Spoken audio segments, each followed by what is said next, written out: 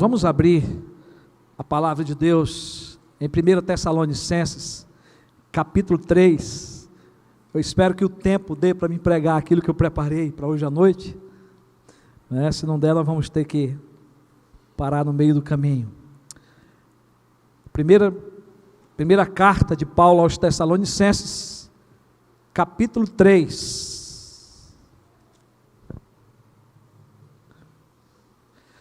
A nossa série de mensagem, nós demos o tema a essa carta: a Igreja de Jesus vive o Evangelho enquanto espera a sua vinda. E a nossa delimitação do tema é como é que a Igreja de Jesus vive o Evangelho enquanto espera a sua vinda. Nós já pregamos o capítulo 1, o capítulo 2, e desenvolvendo, respondendo a essa pergunta, a Igreja de Jesus vive o Evangelho enquanto espera a sua vinda, reconhecendo e aceitando a liderança dos seus pastores, não é? Segundo, vivenciando uma vida cristã exemplar. Terceiro, lembrando sua história de plantação, porque Paulo escreve, não é? Fazendo esses irmãos relembrar daquilo que foi ensinado, de como que as coisas aconteceram. E assim também deve ser a nossa vida, lembrar da nossa história, da nossa plantação, de como as coisas têm acontecido e estão acontecendo na nossa igreja. E quarto lugar, procedendo com fidelidade em meio às perseguições. Foi o que pregamos domingo. E hoje vamos dar continuidade, mas nós vamos ler então o capítulo 3 de 1 Tessalonicenses. Pretendemos ir até o versículo 8 hoje, se Deus nos permitir. Pelo que não podendo suportar mais o cuidado por vós, pareceu-nos bem ficar sozinho em Atenas. E enviamos nosso irmão Timóteo, ministro de Deus no Evangelho de Cristo, para em benefício da vossa fé, confirmar-vos e exortar-vos, a fim de que ninguém se inquiete com estas tribulações. Porque vós mesmos sabeis que estamos designados para isto. Pois quando ainda estávamos convosco, predissemos que íamos ser afligidos, o que de fato aconteceu e é do vosso conhecimento. Foi por isso que, já não me sendo possível continuar esperando, mandei indagar o estado da vossa fé, temendo que o tentador vos provasse e se tornasse inútil o vosso labor. Agora, porém, com o regresso de Timóteo, vindo do vosso meio, trazendo-nos boas notícias da vossa fé e do vosso amor, e ainda de que sempre guardais grata lembrança de nós, desejando muito ver-vos, como aliás também nós a vós outros, sim, irmãos, por isso fomos consolados acerca de vós, pela vossa fé, apesar de todas as nossas privações e tribulação, porque agora vivemos, se é que estáis firmados no Senhor, pois que ações de graça podemos tributar a Deus no tocante a vós outros, por toda a alegria com que nos regozijamos por vossa causa diante de nosso Deus, orando noite e dia, com máximo empenho, para vos ver pessoalmente e reparar a deficiência da vossa fé?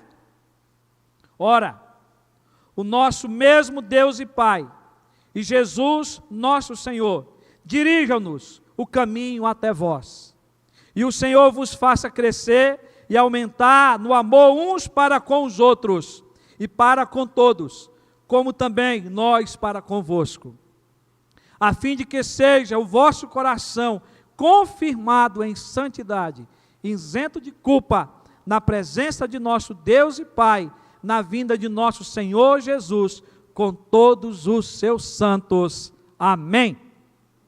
Querido Deus, tua palavra foi lida. Ó Espírito Santo de Deus, fala conosco, fala aos nossos corações. Movimenta, Senhor, a nossa mente e o nosso coração para entender a tua palavra, para recebê-la e colocá-la em prática. É o que nós te pedimos em nome de Jesus. Amém.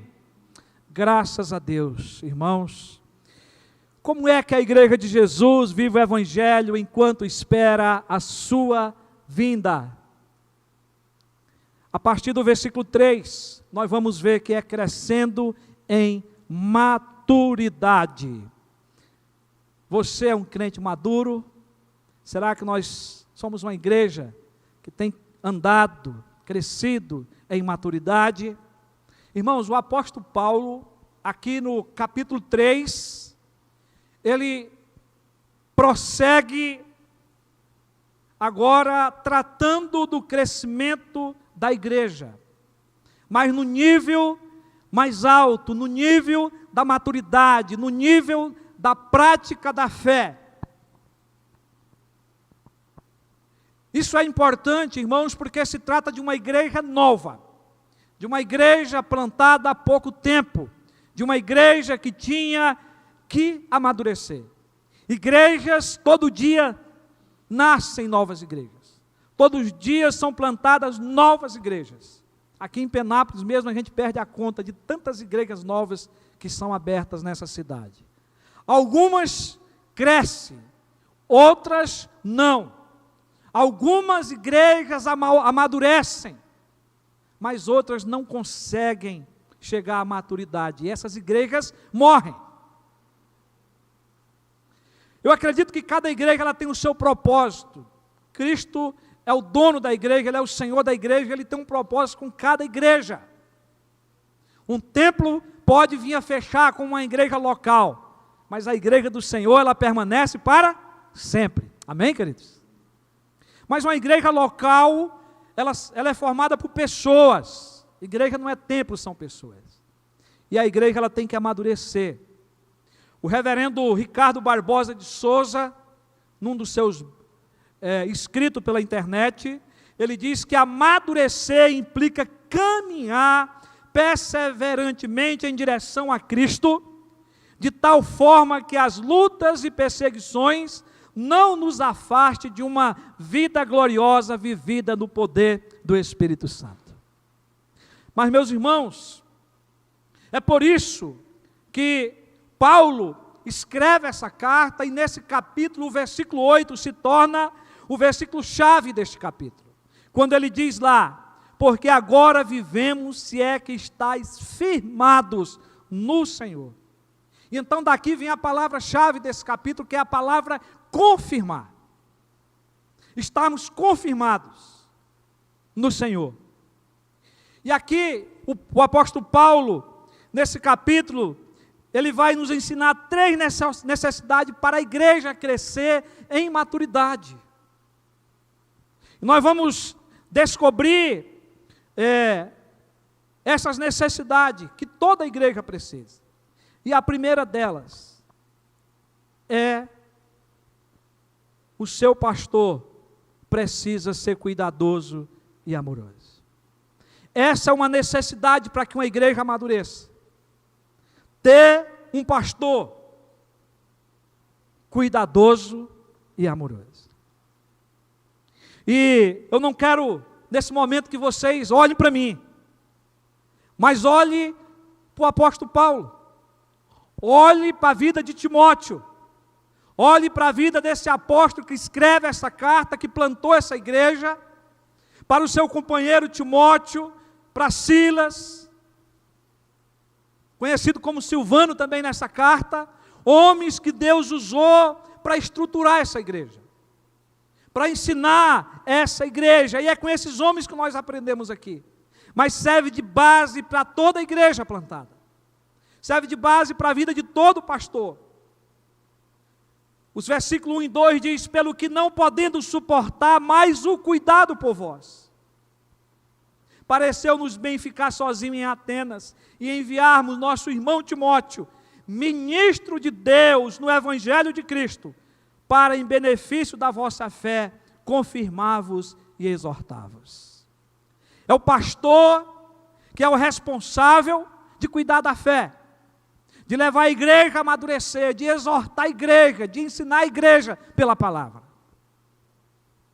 Toda igreja precisa de cuidado espiritual, toda igreja precisa crescer em maturidade, toda igreja precisa se fortalecer.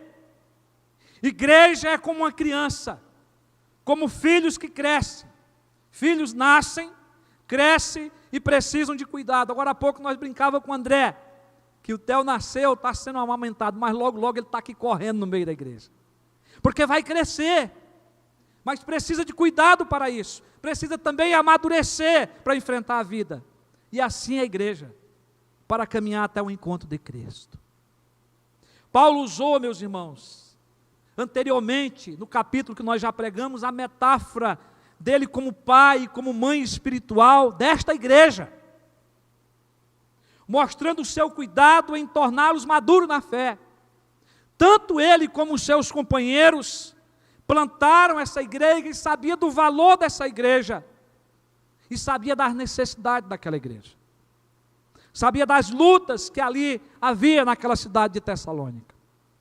E no capítulo 2, o versículo 8, ele disse que estavam prontos para oferecer não somente o evangelho, mas a própria vida, demonstrando o cuidado e o amor que eles tinham por aquela igreja, como pastores. E nos versículos 17 a 20, Paulo demonstra o seu cuidado e amor de querer ir ter com eles. Esse é o contexto do capítulo 3. É o desejo de Paulo de querer ir ter com aqueles irmãos pessoalmente, mas não pôde ir.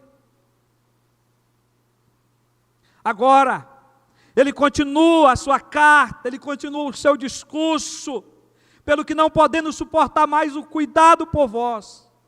E aqui a expressão pelo que Paulo está expressando o seu grande amor por aquela igreja, por aqueles irmãos.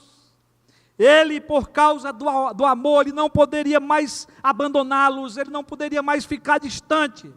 E de alguma forma, Paulo quer ajudar aquela igreja em suas necessidades espirituais, para serem confirmados na fé diante do Senhor. Essa é a responsabilidade que Paulo sente. Irmãos, Paulo se inquietou para poder ajudar a igreja a crescer em maturidade.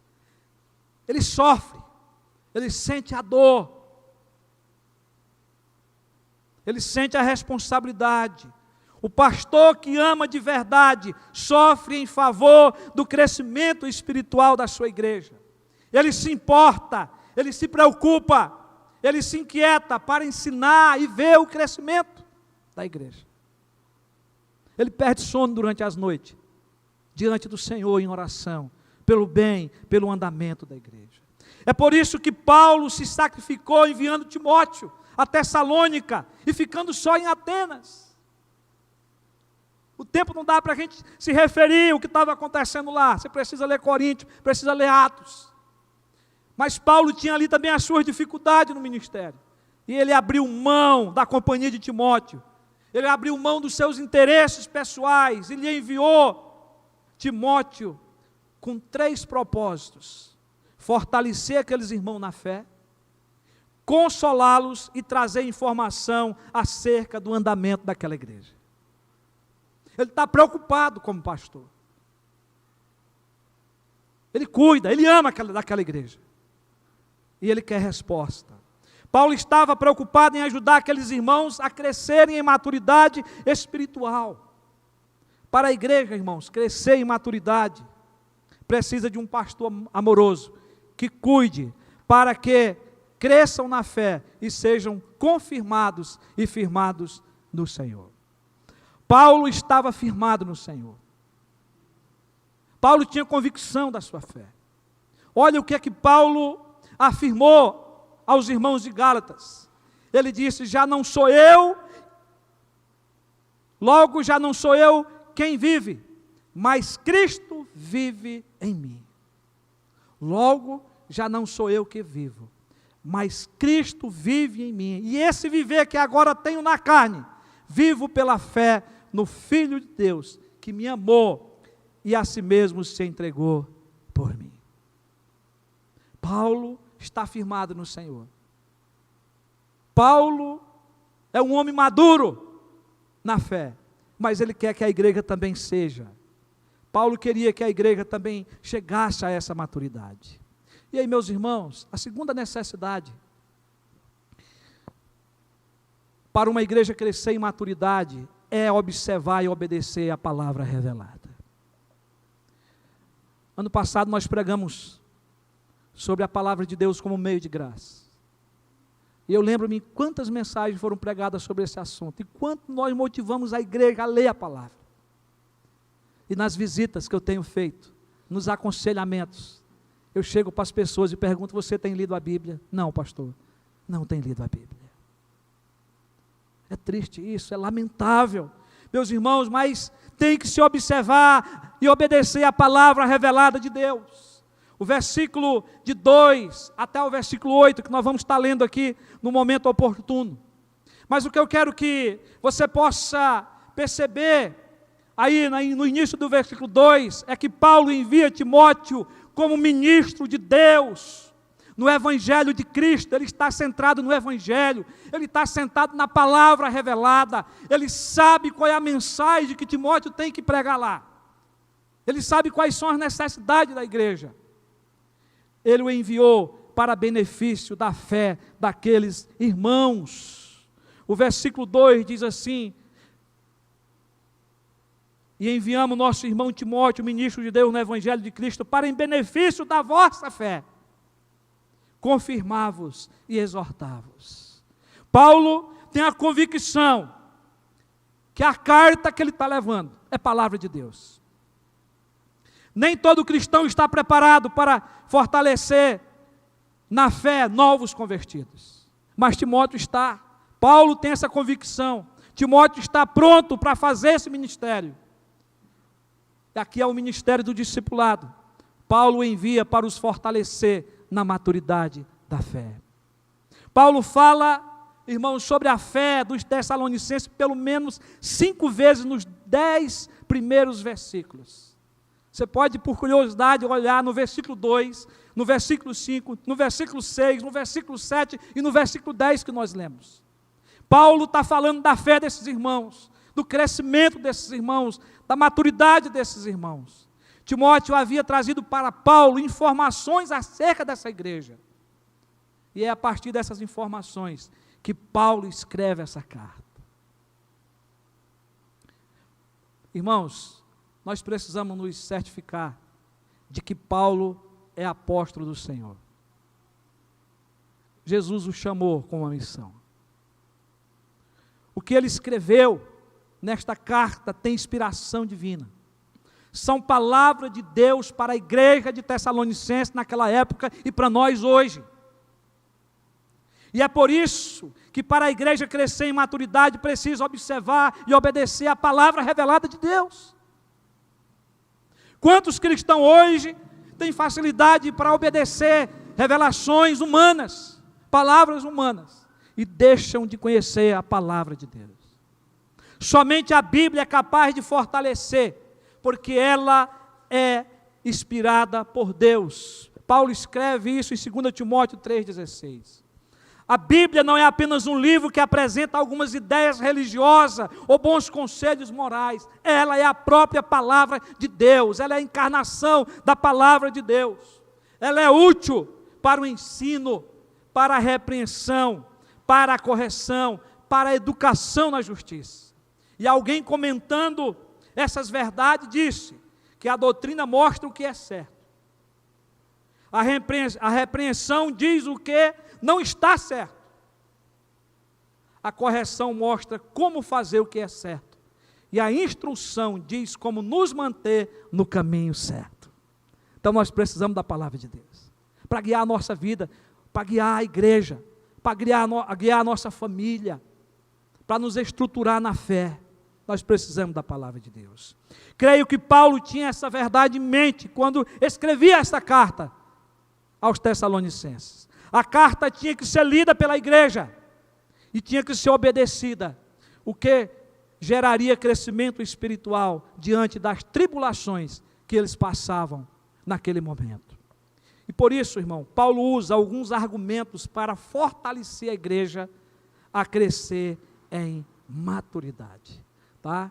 Paulo usa alguns argumentos para fortalecer a igreja e crescer em maturidade. Agora eu quero que você permaneça com a sua Bíblia aberta, por favor, para que a gente possa acompanhar esses argumentos.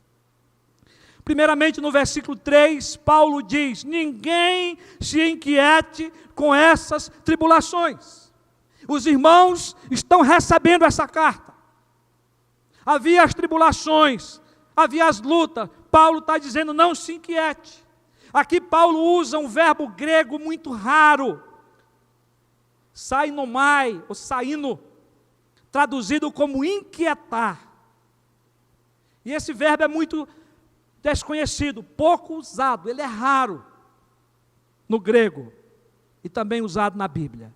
Homero, um poeta da Grécia Antiga, usou esse verbo para referir-se ao abanar do rabo de um cachorro. Por isso veio o sentido metafórico de bajular, lisonjear, adular. A ideia aqui do texto é que o inimigo procura sempre nos lisonjear a abandonar a nossa fé. Nos adular.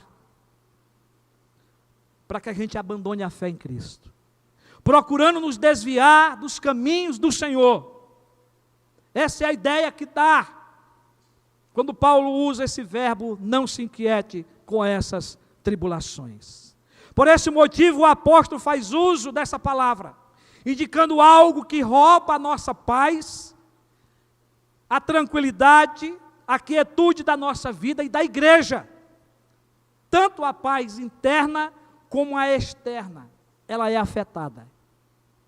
E por isso, meus irmãos, nós temos que estar com os olhos atentos, porque as tribulações vão vir, as lutas vão vir.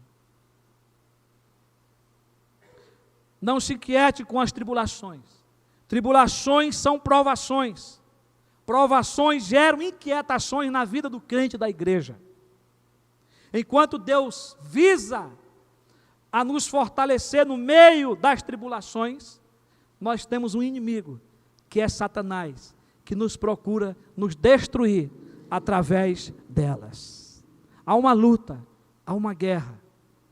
Paulo sabe que há, Paulo sabe que Deus é soberano, e ele vai falar disso agora, mas ele sabe que há um inimigo. E ele está alertando a igreja para estar atenta, não se inquietar, não deixar se levar. E ele continua, no versículo 3, porque vós mesmos sabeis que estamos designados para isto. Irmãos, olha que coisa maravilhosa. Paulo agora, ele argumenta que as provações, as tribulações são designadas por Deus. Não há luta que venha sobre a igreja, não há luta que venha sobre o crente, que Deus não esteja no controle. Deus é soberano sobre todas as coisas, sobre o céu, sobre a terra, sobre a sua criação. E quanto mais sobre os seus filhos, sobre a sua igreja. Nós não podemos perder isso de vista. O que a igreja tem que sofrer, ela vai sofrer.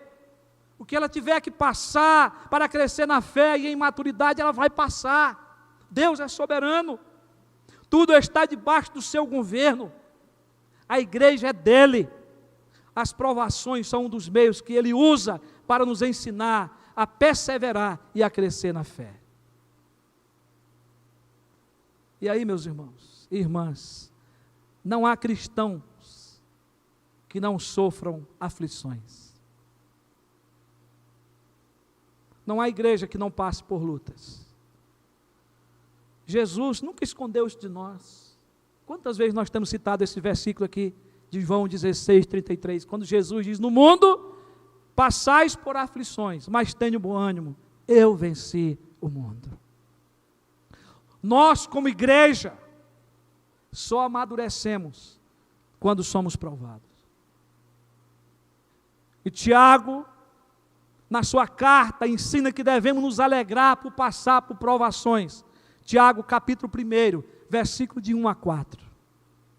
Ele vai descrever sobre isso. Mas Paulo também, escrevendo aos Romanos, Paulo disse que as provações produzem perseverança. Olha o que está lá, capítulo 5, versículo 4. E não somente isto, mas também nos gloriamos nas próprias tribulações, sabendo que a tribulação produz perseverança, e a perseverança, experiência, e a experiência, esperança. Há um agir de Deus, há uma permissão de Deus em meio às lutas e provações da nossa vida. Em meio às lutas e provações que a sua igreja passa. Paulo continua, irmão, no versículo 4. E ele vai dizer: pois quando ainda estávamos convosco, predissemos que íamos ser afligidos, o que de fato aconteceu e é do vosso conhecimento. Meus irmãos, Paulo está falando de algo que no passado ele havia falado. Paulo agora está escrevendo no presente dessa carta, e ele está dizendo: eu falei que isso ia acontecer. Eu falei que essas lutas viriam. Ele já tinha deixado claro para a igreja que haveria provações. E ele agora afirma: de fato aconteceu. É do vosso conhecimento. Irmãos, escrevendo aos irmãos filipenses, ele também afirmou: porque vos foi concedida a graça de padecer por Cristo, e não somente de crer neles, de credes nele. Filipenses 1:29. Paulo, nas suas cartas, ele nunca escondeu que a igreja ia passar por lutas e provações. Então Paulo escreve a carta dizendo: olha, eu já tinha falado para vocês, agora vocês estão confirmando que isso é verdade, porque vocês estão andando em meio às lutas, em meio às tribulações. Paulo fortaleceu a fé daqueles irmãos, fazendo-os cientes de que viriam momentos de aflições. E isso é diferente, meus irmãos, de muitos pregadores nos nossos dias. Muitos em nossos dias têm pregado um evangelho sem sofrimento e sem cruz. Quantas pessoas têm sido enganadas hoje? E eu quero dizer para os irmãos, nessa caminhada da igreja presbiteriana de Penápolis, nós vamos ter lutas. Nós já tivemos lutas. Vamos ter outras. Vamos ter provações, vamos ter tribulações. Porque é assim que nós vamos amadurecer na fé, é assim que nós vamos crescer na fé. Mas para isso nós temos aquele que venceu em nosso lugar. Jesus Cristo, nosso Senhor. Que prometeu estar conosco todos os dias. Paulo continua no versículo 5. Foi por isso que, já não me sendo possível continuar esperando, mandei indagar o estado da vossa fé. Paulo queria saber como é que eles estavam na fé, como é que estava a maturidade dessa igreja. Temendo que o tentador vos provasse e se tornasse inútil o vosso labor. Paulo agora muda o foco para a ação do tentador. Ele pode fazer uso das provações, das inquietações, das aflições, para nos tentar fazer desistir de prosseguir na fé. As provações, irmãos, em algum momento da nossa vida cristã, elas podem ser interpretadas como um afastamento de Deus de nós. Deus se esqueceu de mim. Deus não me olha mais. Deus não se importa mais comigo. Quantas pessoas cristãs eu já vi agir dessa forma? Ou talvez você e eu já agimos assim no passado. No momento das lutas, vermos como um ato de desprezo do eterno com respeito à nossa vida. E há aqueles que acham que eles têm que exigir de Deus, que têm que determinar que Deus volte atrás. Irmão, nós precisamos ter cuidado, porque é nesse momento de fraqueza que o tentador pode nos induzir a duvidar das verdades da palavra de Deus. Aí, em vez de crescermos em maturidade, em vez de fortalecermos a nossa fé em oração, na leitura da palavra, no louvor, na adoração, em vez de crescermos em meio a essas provações, passamos a desconfiar do amor e do cuidado de Deus, e nós passamos a murmurar, reclamar, se queixar. E aí, nesses momentos que nós cedemos às tentações do diabo. É em meio às provações que Satanás tenta. E é isso que Paulo está relatando na carta. Irmãos, o apóstolo Pedro afirmou que Satanás procura nos devorar como um leão. Satanás, ele usa todos os meios possíveis para nos atacar e para debilitar a nossa fé em Deus. Como você ficar de domingo em casa e não vir para a igreja. Como ele colocar os problemas na sua casa no dia do Senhor para você não vir para a igreja. Como você trocar o domingo para fazer outras coisas. Ele é astuto e mau. Ele anda em derredor do crente. Mas Paulo continua, no versículo 6. Agora, porém, com o regresso de Timóteo, vindo do vosso meio, trazendo-nos boas notícias da vossa fé, olha, teve notícia de volta, e do vosso amor. Paulo diz que as notícias trazidas por Timóteo são boas, pois tratam da fé daqueles irmãos. Irmão, nós não sabemos quantos dias durou, nós não sabemos como que foi a conversa de Timóteo com essa igreja, mas eu acredito que Timóteo visitou aquela igreja, visitou aqueles irmãos que não estavam talvez congregados ali, ele ouviu aqueles irmãos, ele fez um relatório muito bem feito para Paulo, e ele leva a resposta. Eles estavam vencendo as provações, eles estavam vencendo as inquietações, eles estavam também vencendo as tentações, pela fé em Cristo Jesus. Eles estavam firmes, eles desenvolveram uma vida de fé e de amor. Diz aí o texto. As provações, irmãos, só são vencidas pela fé naquele que venceu em nosso lugar. Eu gosto muito dos versículos de Hebreus 12, versículo 2 e 3. Se você puder abrir sua Bíblia, abra. Como que esses versículos são lindos. Hebreus capítulo 12, versículo 2 e 3. Diz assim: olhando firmemente para o autor e consumador da fé, Jesus, o qual em troca da alegria que lhe estava proposta, suportou a cruz, não fazendo caso da ignominia, da vergonha, e está assentado à destra do trono de Deus. E agora vem aí a lição para nós.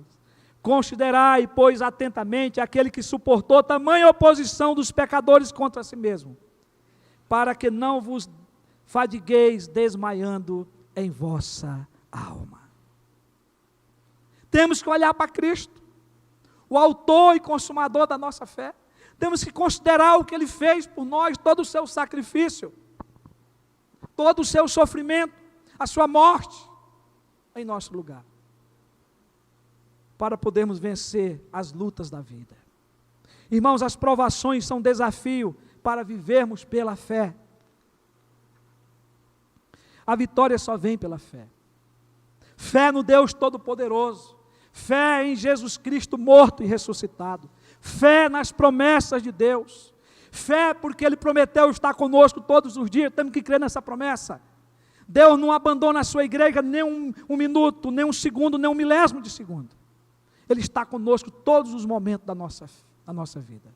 Fé no poder de Deus, fé naquele que nos amou e nos tornou mais do que vencedores, que é Jesus Cristo. Mas Paulo continua argumentando.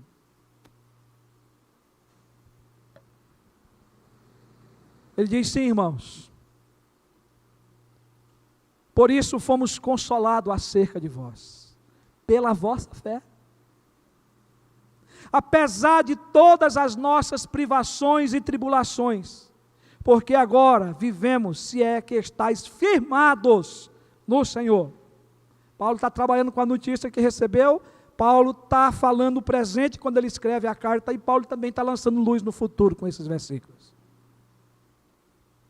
Porque a igreja tem que continuar amadurecendo, crescendo na fé. Ela precisa estar firmada no Senhor, ela precisa estar firme no Senhor. E aqui Paulo vai mais além, dizendo que as provações podem ser instrumento de ajuda, irmão. de motivações e incentivo para outros irmãos na fé. Paulo está sendo consolado por essa igreja. Paulo está sendo consolado de receber notícias deles sobre as lutas, mas também por eles estarem firmes na fé e no amor. Então, momentos difíceis servem para trazer consolo a outros irmãos e a outras igrejas. Irmão, nós vencemos para ajudar outros a vencer. Quando testemunhando a nossa vitória, consolamos outros a permanecerem firmes na fé, firmes no Senhor. E é isso que Paulo expressa aqui. Eu quero partir para a conclusão e para as aplicações até aqui nesse versículo 8. Irmãos, nós somos uma igreja preste a se organizar. Se organizar eclesiasticamente. Uma assembleia, uma eleição da liderança da igreja, do conselho da igreja, dos presbíteros, da junta diaconal que cuida da igreja, que cuida da ordem do culto, que cuida da ação social da igreja. Estamos caminhando para esse momento ainda esse ano. Cremos que temos muito que crescer em maturidade. E crescer em maturidade exige uma vida de fé, uma vida firmada no Senhor. Nós vimos que a primeira necessidade para uma igreja crescer em maturidade é que o seu pastor precisa ser cuidadoso e amoroso. Paulo e seus companheiros são exemplo para mim como pastor e para todos os pastores dos nossos dias, para todos sempre. Eles são modelo de pastores cuidadosos e pastores amorosos. Eles não estavam em busca de tirar proveito das suas ovelhas, e sim pastoreá-las, levando-os para mais próximo de Cristo. Orem pelo seu pastor que vos fala, para que eu possa cuidar e amar essa igreja, para que eu possa pastorear essa igreja com cuidado e com amor. Todo pastor precisa cuidar e amar a igreja que pastoreia. Procuramos mostrar esse amor por vocês quando ensinamos a palavra, quando pregamos a palavra, quando visitamos vocês, quando exortamos vocês, quando aconselhamos vocês, quando treinamos vocês para fazer a obra de Deus, quando choramos juntos, quando nos alegramos juntos, mesmo que seja numa pescaria, ou na vontade de pescar, e não ter tempo, quando sorrimos, quando dividimos a carga, quando conversamos. Eu louvo a Deus porque Deus tem me dado a oportunidade de abrir meu coração com alguns irmãos aqui, de alguns irmãos que têm orado comigo. Essa semana meu coração ardia tanto que eu chamei um irmão da igreja aqui para conversar com ele. Depois eu digo: você que vai orar por mim. Depois chamei mais dois para falar sobre a programação da igreja. Conversamos bastante, depois oramos. Irmãos, nós precisamos viver isso, como igreja do Senhor. A segunda necessidade para uma igreja crescer em maturidade é observar e obedecer a palavra revelada. Paulo é instrumento de Deus. A sua escrita, a sua carta é palavra revelada de Deus, ele é instrumento do Espírito Santo para a igreja. Timóteo é o pastor que vai levar o evangelho de Cristo àquela igreja, que vai levar a carta, que vai ler, que vai interpretar para eles. Meus irmãos, todos os argumentos que Paulo usou aqui foram para que aqueles irmãos tessalonicenses observassem e obedecessem a palavra revelada de Deus. O apóstolo foi instrumento de Deus para comunicar a palavra, para ajudar aqueles irmãos a permanecer firmados na fé. Somente agindo assim, eles poderiam permanecer crescendo na maturidade da fé. Nós somos igreja do Senhor e também precisamos crescer em maturidade, crescermos em graça, sermos perseverantes na fé e andarmos sempre em direção a Cristo, de tal forma que as lutas, as provações e perseguições, em vez de nos afastar de Cristo, nos leve a uma vida vitoriosa no poder do Espírito Santo. E por fim, eu e você, sermos encontrados, confirmados pelo Senhor na sua vida. É isso que Paulo queria para a igreja de Tessalônica. É isso que queremos para nós hoje. E só o Senhor pode nos abençoar. Só o Senhor pode nos mover a buscar na palavra de Deus, na palavra revelada, não só o conhecer, mas também o obedecer, para que possamos enfrentar as lutas que virão pela frente. Que Deus nos abençoe. Irmãos, no próximo domingo, se Deus nos permitir, nós continuaremos com a terceira necessidade para uma igreja crescer em maturidade. Vamos ficar de pé e vamos orar. Obrigado, meu irmão.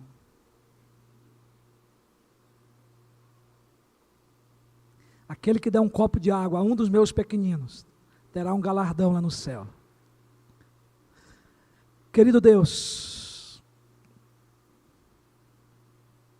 obrigado por essa palavra na minha vida, no meu ministério. Muito obrigado, Senhor, por essa palavra trazida à tua igreja nessa noite. Ó Espírito Santo de Deus, nos desperte para essa compreensão. Tem muito mais, Senhor, para aprender ainda nesse capítulo. Nos traga de volta no próximo domingo. Nos dê sede da tua palavra, Senhor. Nos dê sede de crescer na fé, no conhecimento do Senhor.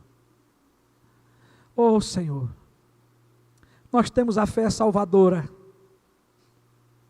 Não temos como não ser alimentado por ela toda vez que lemos a tua palavra. Porque de Gênesis a Apocalipse, a tua palavra nos revela Cristo, o Cristo morto e ressuscitado. Aquele que venceu em nosso lugar. É olhando para Ele, Senhor, que nós vamos firmar a nossa fé. E vamos estar confirmados no dia da tua vinda. Oh Pai, fica conosco. Fica com a tua igreja. Abençoa essa semana, Senhor. Nos revigore, Senhor. Nos levante, nos ponha de pé. E nos faça instrumento do teu evangelho. Que nós possamos amar, Senhor. Que nós possamos compartilhar a nossa fé a outros que precisam. É a nossa oração, Pai. Em nome de Jesus. Amém.